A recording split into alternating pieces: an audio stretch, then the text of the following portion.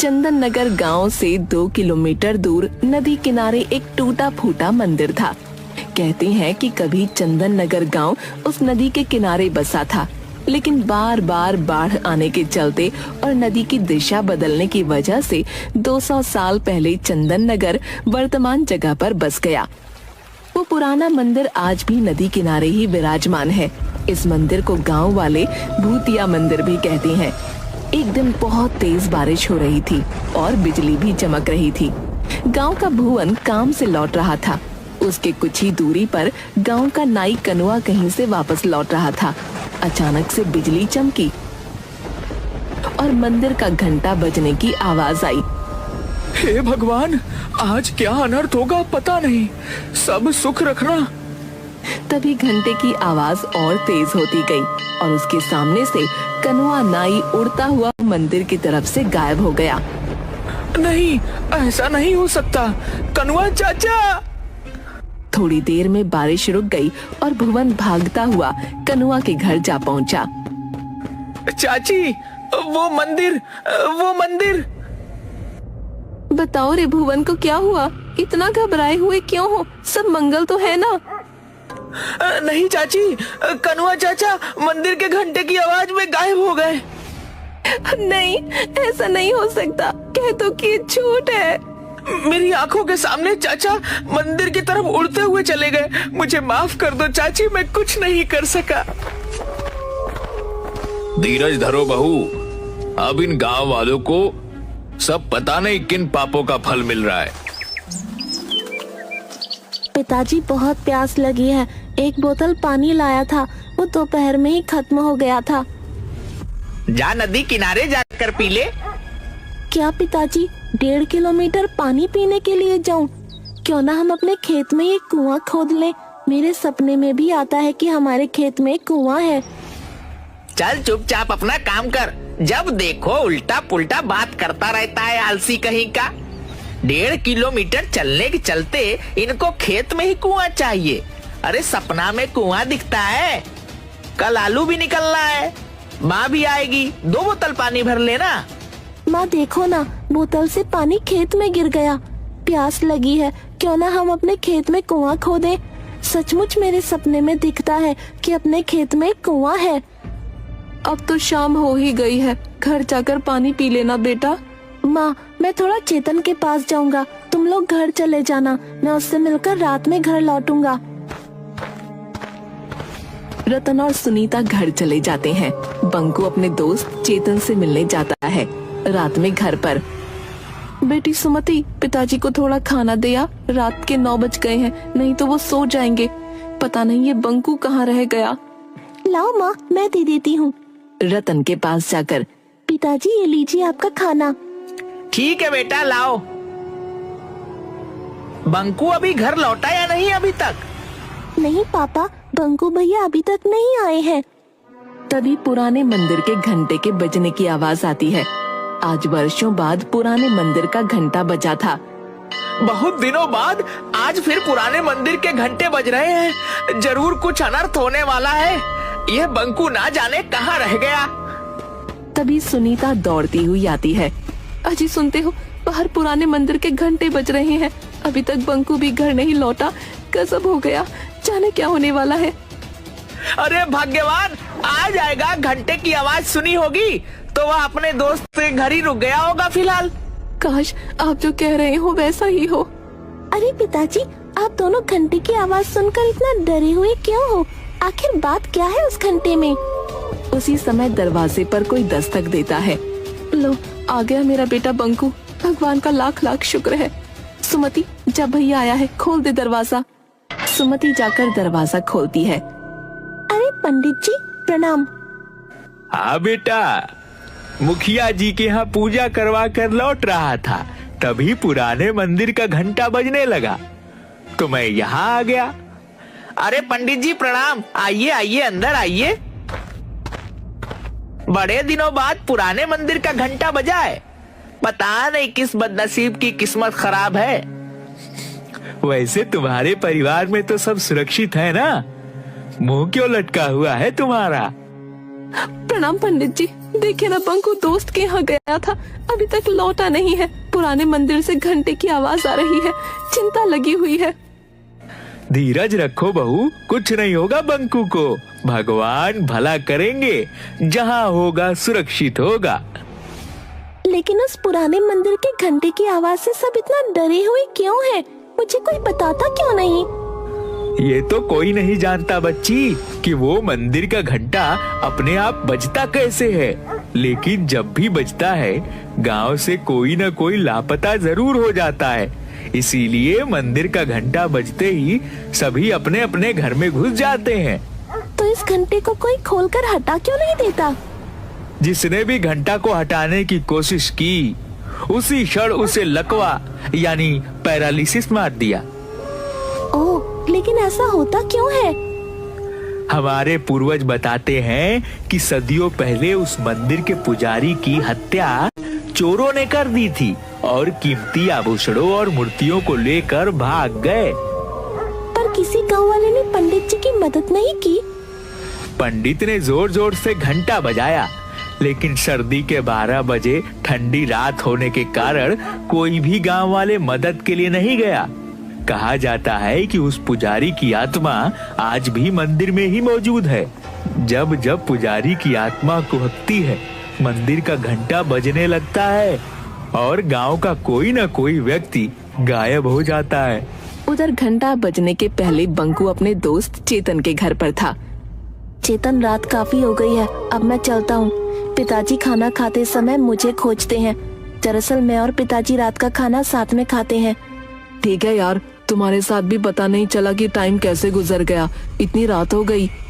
तभी मंदिर का घंटा बजने लगता है। अरे बंकू, थोड़ी देर रुक जा यार, पुराने मंदिर का घंटा बजने लगा, जरूर कुछ होने वाला है। नहीं यार, पहले ही काफी लेट हो चुका है, पिताजी मेरे बिना खाए सो जाएंगे। और वैसे भी मैं इस अंधविश्वास को नहीं मानता। ठीक है, चलता हूँ, 10 मिनट में घर पहुँच जाऊंगा। चेतन के बार बार मना करने के बावजूद बंकू वहाँ से अपने घर की ओर चल देता है।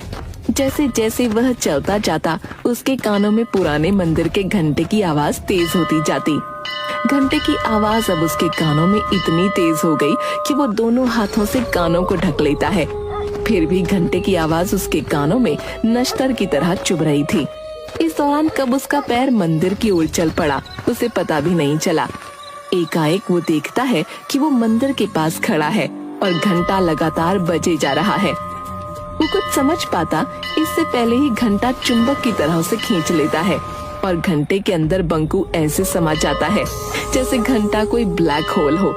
इसके साथ ही घंटे की आवाज आनी बंद हो जाती है। इधर रतन के घर। चलो, घंटे की आवाज तो बंद हुई, भगवान करे कहीं कोई हादसा ना हुआ हो। ठीक है रतन, अब मैं चलता हूँ। बंकू भी तुम्हारा 10-15 मिनट में आ ही जाएगा। ठीक है पंडित जी, प्रणाम। सुनो जी, टॉर्च लेकर चेतन के यहाँ जाकर देखाओ। घंटे की आवाज तो बंद हुए आधा घंटा हो गया, बंकू अभी तक घर नहीं लौटा। तुम ठीक कह रही हो सुनीता, मैं अभी जाकर चेतन के घर बंकू को देख कर आता हूँ। सुमति, जरा टॉर्च तो लाना। रतन पूरा रास्ता टॉर्च से बंकू को खोजते हुए चेतन के घर पहुंचा। वो दरवाजा खटखटाता है। अरे अंकल, आप, बंकू तो यहाँ से आधा घंटा पहले ही चला गया, जब घंटा बज रहा था। अभी तक घर नहीं पहुँचा क्या? नहीं बेटा, अभी तक तो बंकू घर नहीं पहुँचा, लेकिन जब पुरानी मंदिर का घंटा बज रहा था तब उसे जाने क्यों दिए? अंकल, मैं बार बार उसे मना कर रहा था कि अभी मत जा, लेकिन वो बोला कि मैं अंधविश्वास में नहीं मानता।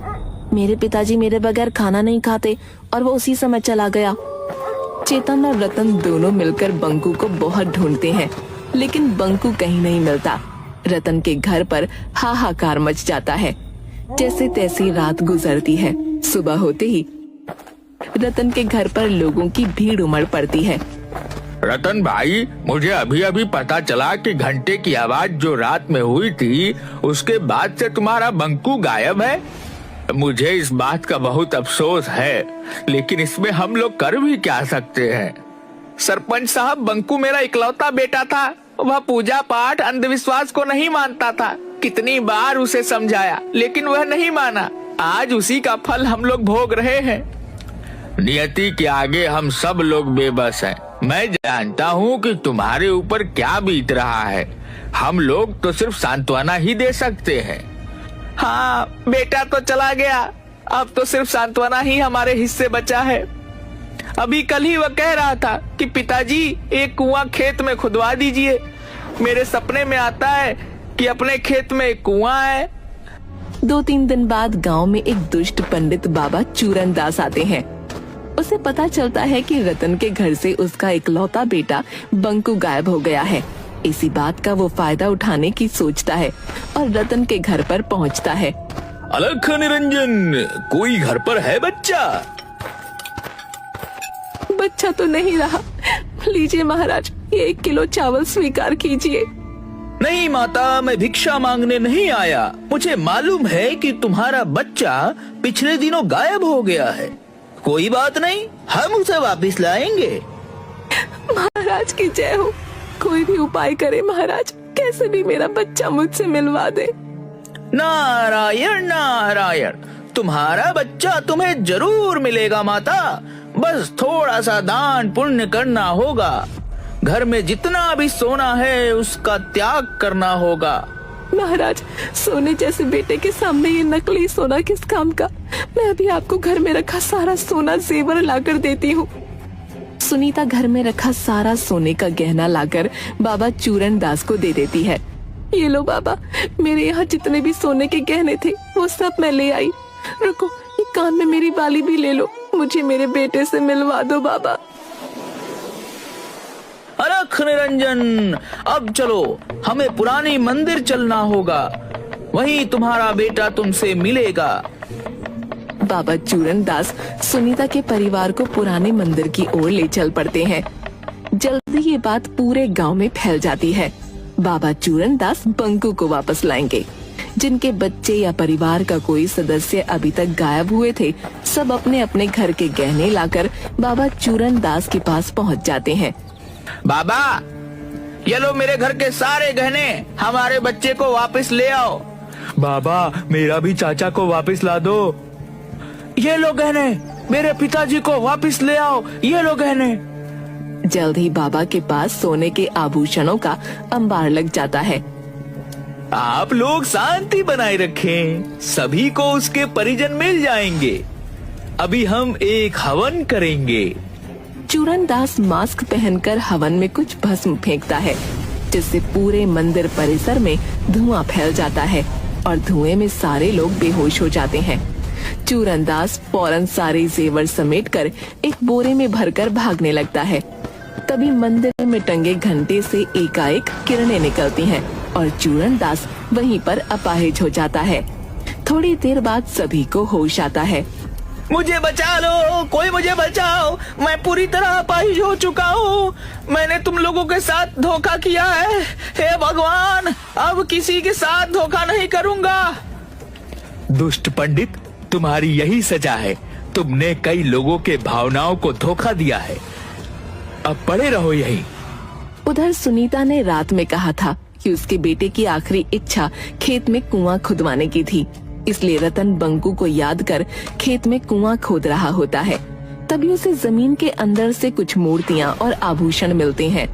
वो इसकी खबर सरपंच और पंडित ज्ञानचंद को देता है। जरूर यह मूर्तियां वही पुराने मंदिर की है जो सैकड़ों साल पहले गायब हुए थे। शायद चोरों ने इसे यहाँ पर छुपा रखा था। अगर ऐसी बात है तो पंडित जी, इन मूर्तियों को गंगा जल से धोकर फिर से वहीं स्थापित किया जाए। पंडित ज्ञानचंद उन मूर्तियों को फिर से पुराने मंदिर में प्रतिस्थापित करवा देता है। तभी जोर से घंटे बजने लगते हैं। सभी लोगों में हाहाकार मच जाता है, क्योंकि सभी आज घर के बाहर मंदिर के पास खड़े थे। तभी अचानक सुमति चिल्लाती है, अरे माँ देखो, घंटी में से बंकू भैया निकल कर आ रही है।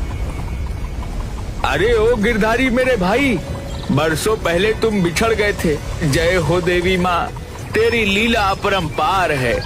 अरे रामधन भी, सभी लोग निकल रहे हैं। आप आ गए, मुझे यकीन था आप आओगे। घंटे में से गायब हुए लोगों को निकलता हुआ सब देख रहे थे। किसी का बेटा, किसी की बहन, किसी के चाचा, किसी के दादा, सब लोग अपने परिजनों से मिलकर बहुत खुश थे। अरे मैं ठीक हो गया। जय हो बाबा, जय भगवान, तेरी महिमा तू ही जाने। चूरनदास, भगवान ने तुझे नया जन्म दिया है, इसीलिए इस जन्म में तुम अच्छे कर्म करो। तुम इस मंदिर का देखभाल करो, यही भगवान का आदेश है। मैं जीवन भर इसी चौखट पर पड़ा रहूंगा, मुझे मोक्ष यही मिलेगा। शायद आज इस मंदिर के पुजारी की आत्मा को शांति मिला होगा। मंदिर में भगवान फिर से स्थापित हो चुके हैं। इस घटना को आज कई साल बीत गए, लेकिन फिर कभी मंदिर का घंटा नहीं बजा।